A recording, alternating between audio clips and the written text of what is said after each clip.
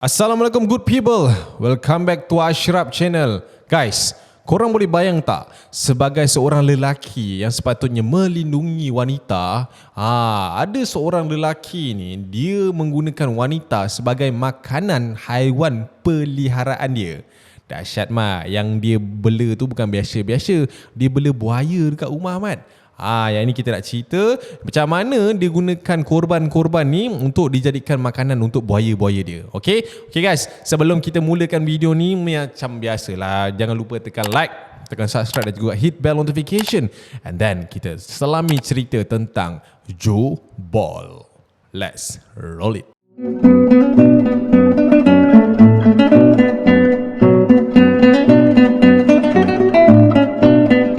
Okay guys, kita tak nak buang masa, kita nak perkenalkan kat korang siapakah nama lelaki tersebut. Okay guys, nama sebenar dia adalah Joseph Douglas Ball. Tapi dia ni adalah beberapa nama gelaran yang lain. Dikenali juga sebagai Alligator Man, Bluebird of Texas dan juga Butcher of Elmendorf. Dia ni sebenarnya berasal dari keturunan yang terkaya di Elmendorf guys. Maknanya dia ni bukan biasa-biasa lah. Tapi datuk dia ni steady. Sebab apa? Datuk dia ni merupakan seorang penculik, seorang peternak dan juga seorang peniaga hamba haram yang terkenal di Gallatin Country of Illinois. Susah kan nak sebut kan. Sebab atuk dia ni memang orang kata apa, champion lah bab-bab penjenayah ni. Mana tak turun kat cucu kan. That's why diorang ni dikenali sebagai keluarga yang terkaya dan juga paling terhormat di zaman mereka. Okay guys, dia ni mempunyai 3 orang isteri dan setiap diorang ada kisah diorang masing-masing. Di mana Joe Ball ni menjadikan mereka ni korban untuk buaya-buaya dia tadi. Macam aku cakap tadi lah. Okay guys, kita cerita pasal makanan buaya dia yang asal sebelum isterinya dijadikan korban untuk buaya-buaya tersebut.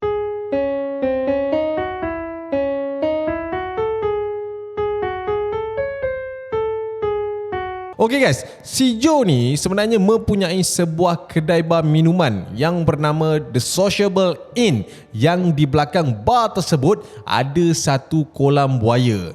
Dalam kolam buaya tersebut dipercayai terdapat 6 ekor buaya dan dia buat benda tu sebagai satu tarikan pelanggan dekat bar dia. So bila orang datang bar nampak ada buaya, dia orang seronok lah. Aku pun tak tahu apa taktik marketing yang dia cuba buat kan. Okay, cara dia hiburkan pelanggan dia menggunakan buaya-buaya tersebut, dia akan buat satu pertunjukan di mana dia akan bagi buaya-buaya yang ada dekat bar itu makanan-makanan. Datangnya daripada mana? Datangnya daripada anak-anak kucing liar dan juga anjing-anjing liar kepada buaya-buaya tersebut. Maknanya kalau di tengah jalan-jalan dia nampak kucing tu macam tak bertuan, dia sambat, letak dalam guni, dia bagi buaya dia makan. Dahsyat kan? Okay, Joe ni juga mempunyai seorang pembantu ataupun dipanggil sebagai orang upahan yang bernama Clifton Wheeler. Dekat bar dia terdapat beberapa perempuan cantik lah untuk dijadikan sebagai pekerja. Dia ada beberapa kriteria yang dia nak. First, kau kena cantik. Second, kau kena muda. Dan yang ketiga, kau kena jadi yang paling seksi in town untuk diambil bekerja oleh Joe ni. Tetapi ada perkara yang tak diketahui ramai, yang mana kebanyakan wanita yang bekerja di bar tersebut biasanya ending dia memang tak apa cantik. Sebab apa? Joe ni akan menetak beberapa perempuan itu sehingga mati dan diberi makan kepada buaya-buaya yang berada di dalam kolamnya. Kebiasaannya perkara ini akan berlaku ketika perempuan-perempuan ini ataupun pekerja-pekerja ini cuba untuk berhenti kerja daripada bar tersebut dan ingin bekerja di bar yang lain. So Joe ni tak nak dia punya perempuan-perempuan ni kena sailang, dia bunuh. Dia kata kalau kau nak keluar daripada bar ni, kau kena mati dululah. There is no way out from this bar. Tak pasal-pasal jadi korban buaya guys. Walaupun ramai dah gadis-gadis yang bekerja dekat bar Joe ni telah pun hilang, tapi tak ada satu pun kes yang Joe ni sangkut. Senang cerita, si Joe ni buat kerja clean lah. Tak ada tinggal apa itu ini kan. Sampailah satu hari ni guys, isteri pertamanya which is Minnie telah dikatakan hilang oleh kejiranan dia pada waktu tu. Sebab isteri dia si Minnie ni orangnya ramah. Tiba-tiba dalam masa sebulan lebih tu, diorang ni tak nampak dah Minnie ni. So ada satu jiran ni pergi datang kat Joe and then dia tanya, mana Minnie? macam dah lama tak nampak. Tapi Joe Ball ni dia tak ada fikir banyak, dia tak ada cakap banyak. Dia kata dengan jiran dia yang Minnie ni sedang berada di sebuah hospital kerana ada masalah komplikasi ketika dia sedang hamil sekarang. So pada waktu tu dia macam dah kaburkan mata penduduk sekitar lah berkenaan dengan kehilangan isteri dia. Pasal apa isteri dia tu dia nak sorok ke apa? Sekejap lagi Acak akan cerita. Okay. Beberapa bulan kemudian, selepas berita kehilangan bini pertama dia belum lagi reda, berita perkahwinan si Joe ni dengan isteri kedua dia telah pun tersebar. Bini kedua dia ni ataupun dikenali sebagai Dolores pada waktu itu dikatanya telah pun berkahwin dengan Joe sebab dia kata waktu tu dia nampak Joe ni dekat bar dan dia kata Joe ni nampak menarik. So lepas je diorang berdua ni dah kahwin apa semua, tak lama selepas itu guys, berita bahawa isteri pertama Joe, Minnie, telah pun tersebar dan katanya Minnie telah pun disahkan dibunuh guys. Dan selepas beberapa ketika itu, Dolores pula dijumpai telah kehilangan kedua-dua belah lengannya dan menurut Joe sekali lagi yang Dolores ni terlibat dalam satu kemalangan besar yang mengakibatkan kedua-dua tangannya terpaksa dipotong. Tapi si Joe ni guys, dia tak kisah pun orang cakap apa. Sebab apa? Selepas tu dia berkahwin pula dengan isteri dia yang ketiga, which is Hazel. Tapi selepas daripada perkahwinan tu, tak lama lepas tu diorang bagi tahu yang Dolores dan Hazel juga dilaporkan hilang.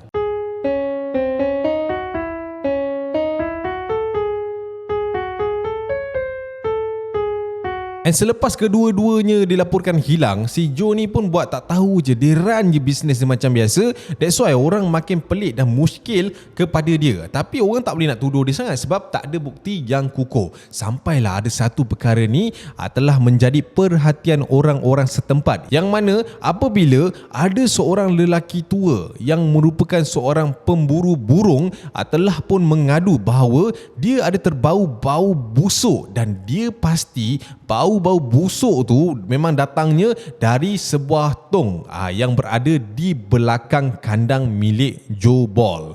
Kira maknanya kan dia ada kandang buaya kan dekat belakang bar dia kan. So dekat situ dia kata dia ada bau busuk dekat belakang tu. And tong tersebut dikatakan telah pun dihurungi oleh banyak gila lalat pada waktu tu. And bila benda tu terjadi, datanglah seorang sheriff pada waktu tu, timbalan sheriff dekat Elmendorf.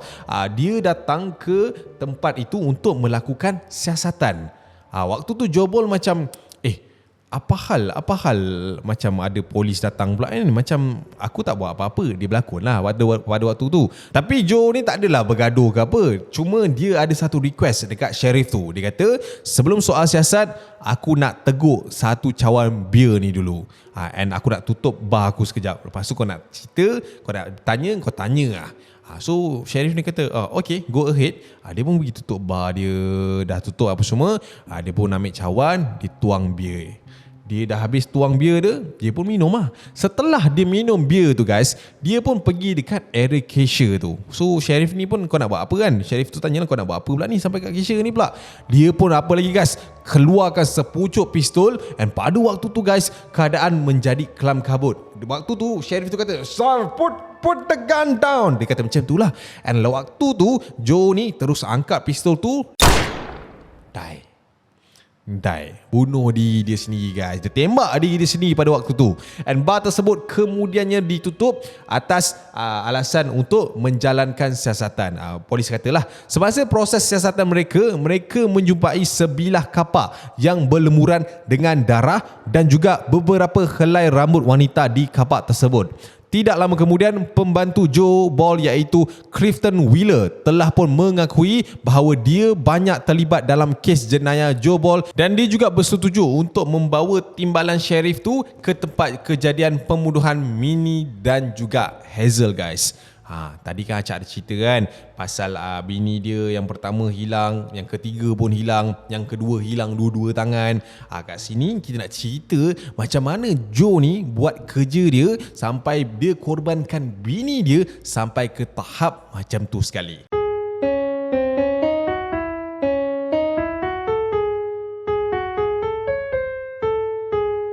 Okay guys, kita start dengan cerita Mini dulu. Okay, Mini ni sebelum dia hilang, ini cerita dia. Joe ni dah bawa dia ni pergi kat satu tempat berenang. Katanya dia nak luangkan masa bersama dengan isteri dia lah, quality time. Tapi waktu tu dia minta bini dia untuk bawa si Clifton ni, dia punya pembantu lah.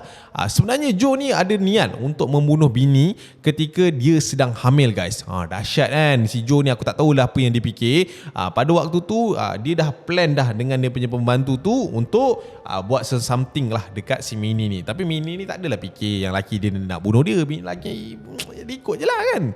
Waktu Mini ni tengah leka berenang guys, Joe ni telah pun menembak Mini pada waktu tu dan menanam mayat Mini di sekitar kawasan berenang tersebut.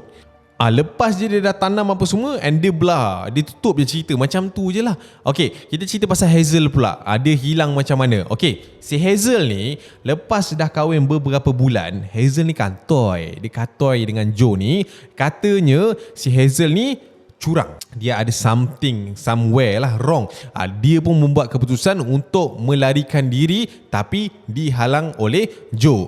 Hazel juga telah pun dibunuh kerana cuba mengunggut Joe untuk menjebarkan cerita tentang pembunuhan Mini. Hazel ni tahu guys tentang pembunuhan bini yang pertama dia. So selepas dia ni diugut, dia ni tak diamkan diri lah. Dia pun start lah buat kerja. Menurut Clifton guys, ada satu malam ni Joe ni telah ajak dia keluar. Tapi waktu dia sampai dekat tempat Joe, dia nampak Joe ni ada bawa beberapa peralatan seperti cangkul, kapak dan juga gergaji guys pada waktu tu. And pada waktu tu juga dia nampak yang si Joe ni suruh dia angkat satu tong yang lebih kurang 55 gallon macam tu lah. Waktu tu dia macam pelik lah, apa benda yang kau bawa ni kan.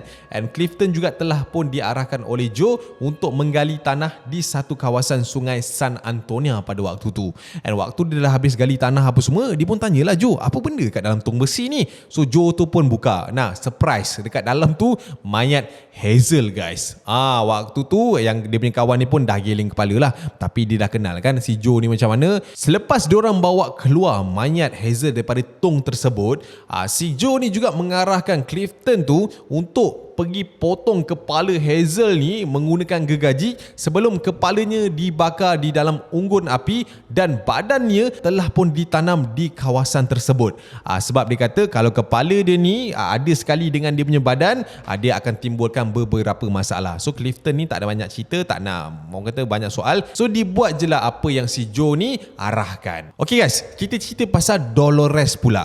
Dolores ni kan macam Asha cakap tadi, dia hilang kedua-dua belah tangan. Katanya menurut Clifton, diorang berdua ni ada bertengkar di satu malam ni. Joe ni naik share, dia pun pergi gendamnya si Dolores punya lengan ni dekat dalam sangkar buaya guys. Tak pasal-pasal hilang dua-dua tu. And pada malam tersebut dikatakan juga Dolores berjaya ataupun sempat melarikan diri daripada Joe. So selepas apa-apa semua keterangan yang diberi oleh Clifton pun dikata dia setuju untuk beri kerjasama membantu polis dalam siasatan Joe ni. Lepas dia dah settle apa semua, Clifton ni dikatakan dipenjara selama 2 tahun kerana berkelakuan baik dan membantu semua siasatan polis. Maknanya dia dapatlah pengampunan secara ringan kan. And terdapat sebenarnya beberapa buah filem yang diinspirasikan daripada kisah Joe ni guys. The first one tak silap acap, The Butcher of Elmendorf. Yang kedua Eaten Alive kot, tak silap acap. Dia ada dua sebab yang The Butcher of Elmendorf tu dia ada beberapa episod, tapi yang betul-betul lebih kurang ni yang edisi The Legend of Joe Ball. Yang itu kot tak silap acap. So itulah dia guys, kisah seorang psikopat yang bagi acap kita tak boleh dapat apa-apa rangkuman secara teliti, secara detail, tapi dia memang menggunakan perempuan-perempuan yang berada dekat sekeliling dia untuk mengenyangkan buaya dia. Dan dia ni merupakan seorang yang panas baran dan juga sentiasa bertindak luar kawalan guys. Disebabkan katanya ini datangnya daripada orang kata apa, family punya torture. Dia ni dulu sebenarnya sentiasa didera oleh mak bapak dia. That's why dia benci dengan perempuan-perempuan yang cuba nak overpower lelaki pada masa dia hidup. So macam itulah lebih kurang kisah dia. So guys, itu saja yang Acap nak sharekan kepada korang untuk edisi Joe ni. Korang boleh tulis kat komen lah, mungkin ada lagi kisah-kisah yang korang rasa lebih seram daripada kisah Joe ni. And kita jumpa di video akan datang. I see you and I see you guys. Assalamualaikum warahmatullahi wabarakatuh. Bye.